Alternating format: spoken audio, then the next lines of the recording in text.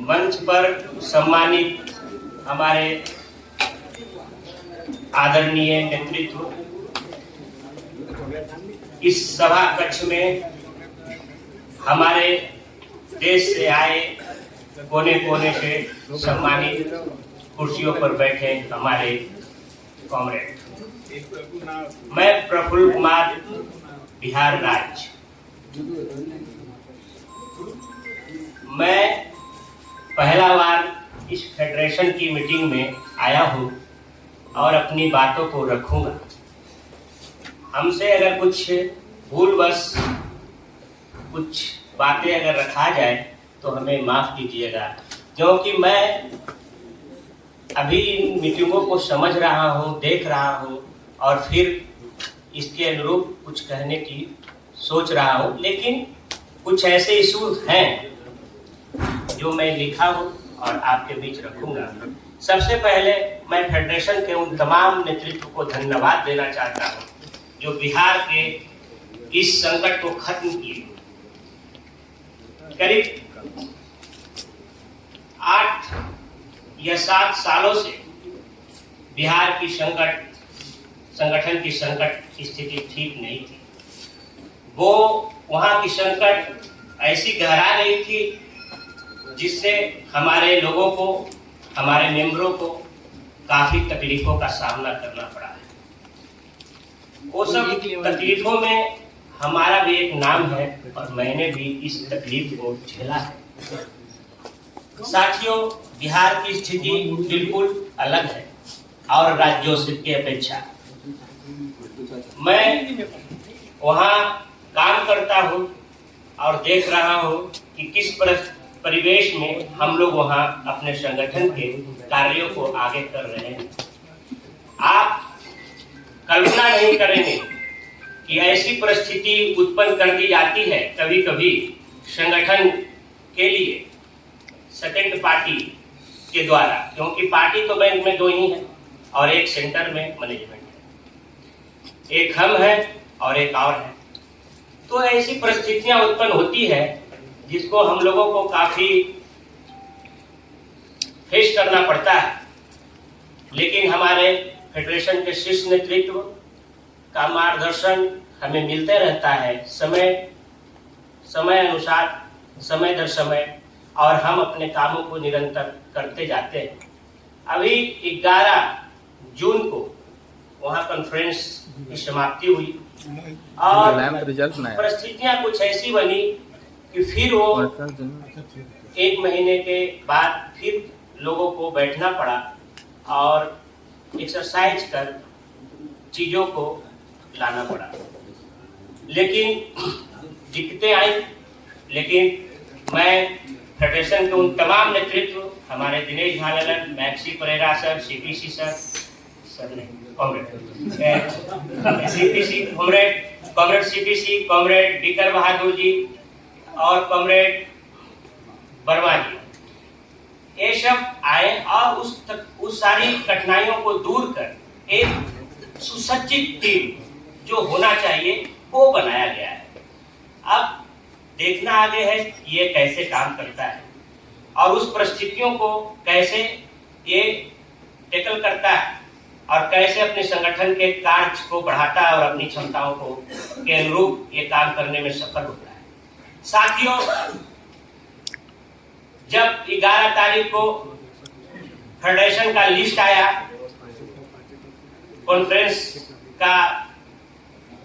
का जिसमें नाम की घोषणा हो गई कि अमुक अमुक पद पर ये साथी होंगे, और 12 तारीख को मैं ब्रांच में काम कर रहा था और हमारे संगठन के दरवाजे पर जो ताला लगी हुई होती है उसके ऊपर एक ताला लगा दिया जाता है। ये ऐसे स्थिति को दर्शाता है, ये ऐसी विक्षिप्त मानसिकता को दर्शाता है कि वो लोग पचा नहीं पा रहे हैं या कौन लोग इस तरह के कामों में सम्मिलित हैं जो संगठन को आप कहां ले जाना चाहते हैं। तो हम फेडरेशन के नेताओं से निवेदन करना चाहते हैं कि बिहार अति विशेष राज्य है और आपको ध्यान देना पड़ेगा हमेशा। वहां ऐसे ऐसे कॉमरेड हैं जो इन सभी परिस्थितियों में आपको बताना चाहेंगे हम इस मंच के माध्यम से कि इतनी सारी विकट परिस्थितियां हुई, लेकिन तब पर भी एक भी बंदा इधर से उधर नहीं गया है और आपके साथ जुड़ा हुआ है।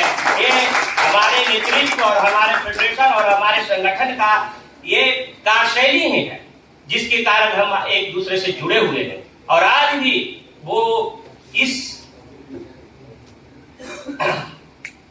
वो इस तरह से सोचता है कि हमें कोई आएगा और हमको एकत्रित करेगा और हमारे इशू को उठाएगा और जो जेन्युइन चीज है वो हमें मिलेगा। साथियों, हमने जब मेरा संगठन का निर्माण हुआ, उसके बाद मैंने 5 जोन में 4 जोनों का दौरा किया मीन्स गया। उसमें एक जोन गया जो हम नहीं जा पाए, उसमें जोनल मैनेजर का कुछ अपनी बीमारी थी उनकी, उसके कारण हम वहां नहीं जा पाए। और बाकी सभी जोनों में गया है और अपने साथियों के साथ गया और सारे कामों को मैंने बताया है। जेडीएम साहब से मीटिंग हुई है, जेडसीसी मेरी नहीं हो पाई है और उन्होंने कुछ जोन में काम हो भी रहे हैं और कुछ नहीं भी हो रहे हैं। लेकिन जब मैं मीटिंग करता हूं, जब मैं बात करता हूं जेडीएम से, तो वो मेरे सारे कामों को मान लेते हैं। लेकिन उसके बाद जब मैं लौटता हूं और 5, 7, 8 दिन के बाद फिर वो 2-4 ऐसे काम होते हैं जो नाम में बदल जाते हैं। तो किस अदृश्य शक्तियां के कारण इस तरह की काम हो रही है, ये भी एक प्रश्नवाचक चिन्ह है, यक्ष प्रश्न है। इस चीज को भी मैं नहीं समझ पा रहा हूं। तो मैं उन तमाम लोगों से इस मंच से अपील करना चाहता हूं या निवेदन करना चाहता हूं कि ऐसे कामों में बिल्कुल अपने आप को ना इन्वॉल्व करें जो संगठन के हित के लिए नहीं है।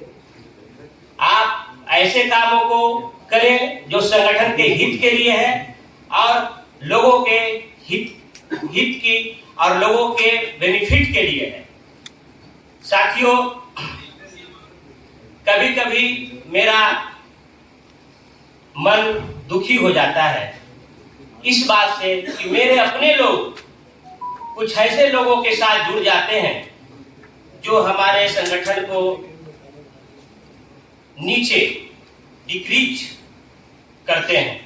तो ये सब चीजों को, लेकिन कभी कभी कुछ ऐसी कविताएं पढ़ लिया करता हूं मैं, कुछ ऐसी रचनाएं पढ़ लिया करता हूं जिससे मेरे मनों में एक अलग नया उत्तेजना और जोश आ जाता है।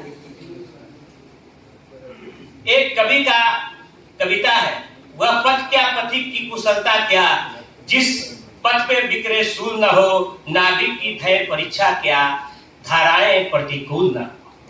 तो साथियों, ऐसी स्थिति है बिहार की और मैं कुछ अपने नेतृत्व को बताना चाहूंगा कि बिहार AIBA जो सोशल मीडिया का एक गठन किया है, तो हमारे फेडरेशन से निवेदन है कि आप भी एक सोशल मीडिया टीम का गठन करें।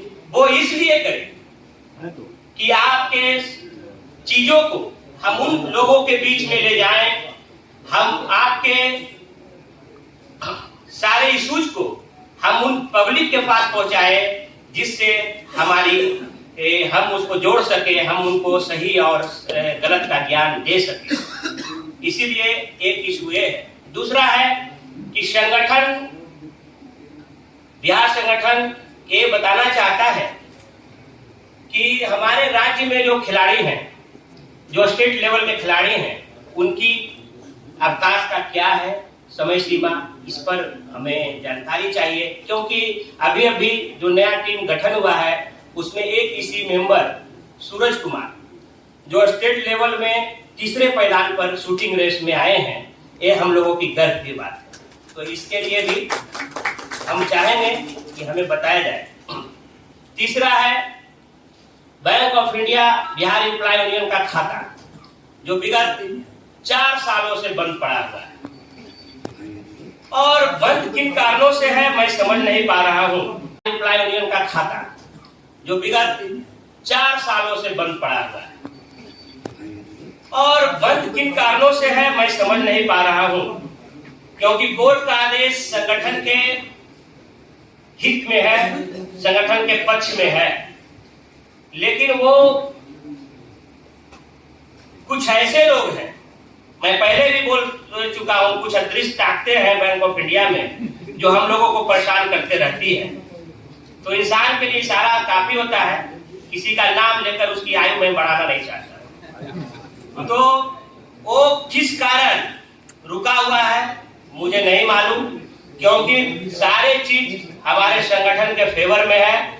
हमारा खाता खोलना इस बार हम सर रामेश्वर जी के साथ और बीबी ओझा जी के साथ गए थे वहां, लेकिन वो manager, chief manager Rajiv Ranjan Kumar, वो रिसीव करना भी उचित नहीं समझा जो हमारे नए सेक्रेटरी हैं उनकी साइनों को। ये सब चीजें हैं, लेकिन उसके बाद डेवलपमेंट है कि जोनल मैनेजर ने उन्हें मेमो दिया है। अब वो मेमो क्या है मुझे नहीं पता। अगर ये खाता आपके संगठन का खुल जाता है बिहार में, तो निश्चित ही हम उम्मीद करते हैं, हम जब कॉन्फ्रेंस में जा रहे थे तो हमें जो हमारे संगठन से लोग नहीं जुड़े थे उनकी संख्या 250 थी, वो ब्लैंक थे। आज उसकी संख्या 128 है, 128, और धीरे धीरे हम इसको कम करेंगे। हम जब नेक्स्ट मीटिंग में आपसे मिलेंगे तो हम सोचेंगे कि इसको 0 करके आपके पास आए, ये मेरा वादा है। जब हम अभी हमको मिला है ये सर के द्वारा, उसमें बेफी की संख्या 8 से 10 है।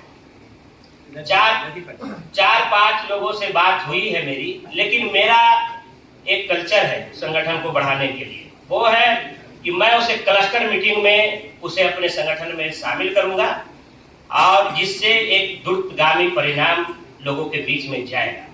इसीलिए वो कोई मेरे लिए मुद्दा नहीं है, वो वहां 0 हो जाएगा। तीसरा, नेक्स्ट, जब जोन का बंटवारा हुआ, भागलपुर, गया और मुजफ्फरपुर, उसमें हमारे कुछ कॉमरेड विगत 5-7 सालों से उसी जोन में हैं, कार्य कर रहे हैं। अब वो बट गया है तो वो रिक्वेस्ट ट्रांसफर लगाएंगे, इंटर जोन ट्रांसफर लगाएंगे, फिर उनके लिए एक विकट समस्या है। तो इसमें अगर कुछ आपसे हो पाता है तो करें, और इसमें तमाम गार्ड भी हैं, तमाम सब स्टाफ भी हैं। आज तक सब स्टाफ के लिए हमने नहीं देखा, 10 साल 20 साल 25 साल से एक ब्रांच में लोग हैं, उसकी भी कुछ ख्याल किए जाए। और एक है कि जब ट्रांसफर होकर लोग रिक्वेस्ट ट्रांसफर लेके जोन में आते हैं तो उन्हें 3 ऑप्शन दिया जाता है, लेकिन किसी कारणवश अगर उन्हें नहीं मिले तो उसकी समय सीमा का निर्धारण करें कि वो पुनः वहां लौट पाए। Next, special assistant. Special assistant की बहालियां जो होती है वो वैकेंसी होती है कि जिला वाइज और कॉर्पोरेशन वाइज नीट होती है। तो अभी मैं देख रहा हूं कि बहुत कॉर्पोरेशन में तो आ जाती है, ये वैकेंसी फुलफिल हो जाती है, लेकिन जो इलाके जो रूरल है उसमें ये नहीं आ पाता है, वो खाली रह जाता है। तो हम फेडरेशन के नेतृत्व से रिक्वेस्ट करते हैं कि उस वैकेंसियां को कॉर्पोरेशन में शिफ्ट कर दिया जाए, तो हमारे लोगों को कुछ बेनिफिट हो जाएगा और कुछ लोग बढ़ सकते हैं। ये मेरा मानना है। अब बात चल रही है असमानता। असमानता तो डिफरेंसेस ऑफिसर और क्लर्क में तो रहता ही है। अभी क्या है, बैंक में, बैंक ऑफ इंडिया में मैं कुछ दिनों से ये देख रहा हूँ कि गिव एंड टेक, ले लो और दे दो। तो क्या है भाई, ले लो दे दो। ये ऐसा चीज है कि अभी देखिए शेर का आया था, शेर खरीदो अब बिहार में, तो शेर बहुत जोरों से चला और इसमें फिक्स कर दिया गया अधिकारियों को कि इतना शेर आपको खरीदना ही खरीदना है, ले लिए। उसके बाद मैनेजमेंट क्या दे दिया, 30 का 60 पेट्रोल ले जाओ, फर्नीचर ले जाओ। तो ये सब चीजों रुकना चाहिए, ये सब चीज रुकना चाहिए। लेने देन की पॉलिसी इसको बंद करना चाहिए।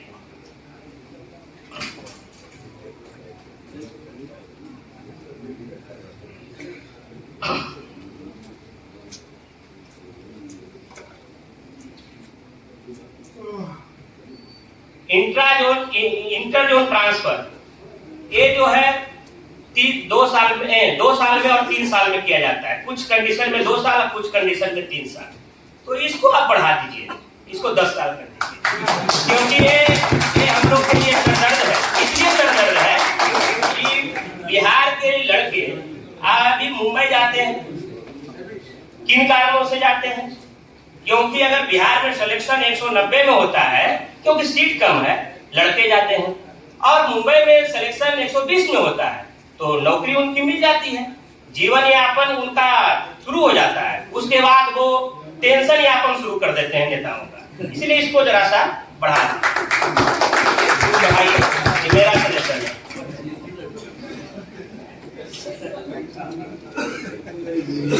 और अंत में साथियों, मैं आप लोगों से यह कहते हुए 4 लाइन कहते हुए विदा लेना चाहूंगा।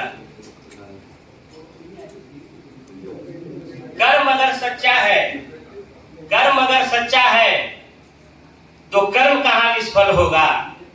कर्म अगर सच्चा है तो कर्म कहां निष्फल होगा। हर संकट का हल होगा, आज नहीं तो कल होगा। अभी है। कर्म अगर सच्चा है तो कर्म कहां निष्फल होगा।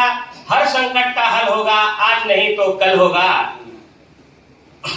सोना जितना तपता है उतना प्रखर निखरता है। हीरे में जितनी धार लगे उतनी तेज चमकता है। सूरज जैसा बनना है तो सूरज जैसा जलना होगा। सूरज जैसा जलना होगा।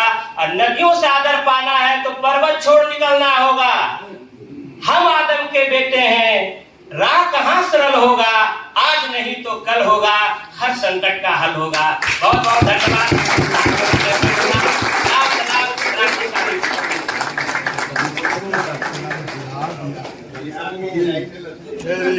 Thank you.